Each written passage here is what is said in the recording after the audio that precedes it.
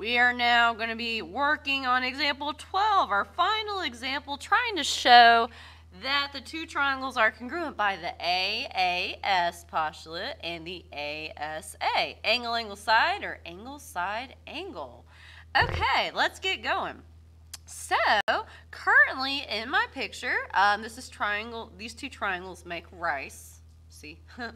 Board slapper.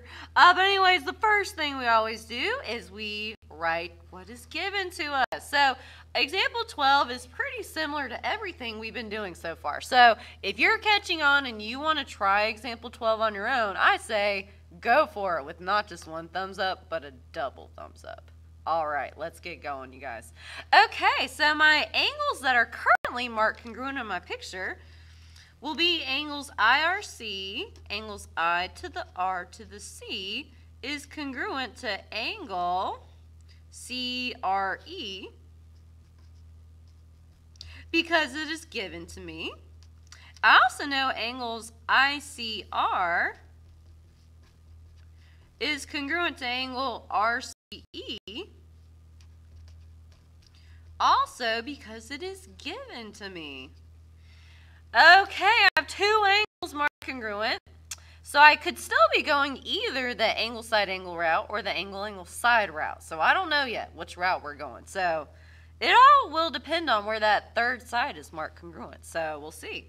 Okay, so that's everything given to me. So now I need to use one of those nifty tricks up my sleeve. So I don't see an X, so no vertical angles.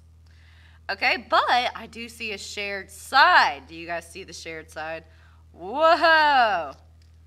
We have this shared side, which means by the reflexive property, I can say side RC is congruent to side RC. By the reflexive property. Okay, so I already have three things marked in as congruent in each of my triangles. So this might be enough information already to show my triangles are congruent. So again, you start from the outermost markings and work your way around the triangle, but you have to go in a way that doesn't skip more than one unmarked side or angle. So this way you cannot do. There's a side, an angle, and a side that are not even marked congruent. So I got to go this way. Okay, so I see an angle, then a side, then an angle. Okay, so angle, side, angle right here. And then I also see an angle, then a side, then an angle. So both of these triangles are congruent by angle, side, angle. Yay! Okay, let's do this. So I'm going to say triangle. Let's see, I'm going to say triangle. Doesn't really matter. I'm going to say ICR is congruent to triangle. So I has 0 arcs above it, so I'm going to put 0. C has 2 arcs above it, so I'm going to put a 2. Sorry guys, my phone is ringing. I should have silenced it, but I did not. Sorry, that was rude of me. But anyway, so angle R has 1 arc above it. So I'm going from 0 arcs to 2 arcs to 1 arc. Okay, so my next triangle, the letter that does not have any arcs is E. So triangle E. So I need 0, then 2, then 1. The one that has 2 arcs is C. So E, C.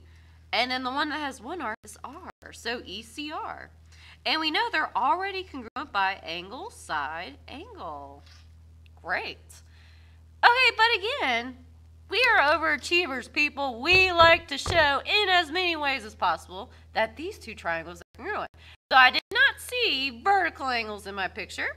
I did see a shared side, but there's one other trick up my sleeve that I can use to show that the two triangles are congruent.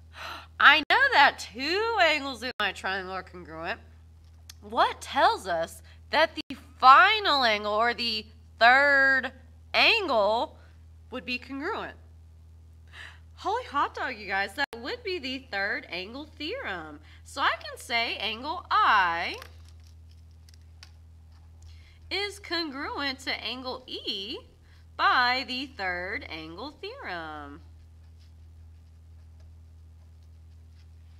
Okay, so now maybe there's something else that will show these two triangles are congruent. So I already showed they're congruent by angle, side, angle, but now I have a third angle in my picture. So if you guys see, I have an angle, angle, side, or I could go the other way, angle, angle, side. I also have an angle, angle, side, and an angle, angle, side. So these two are also congruent by angle, angle, side. So look at that. Holy hot dog, they're congruent in both ways, which is super exciting. All right, well, that's it for example 9 through 12. Way to go, you guys. You are wonderful.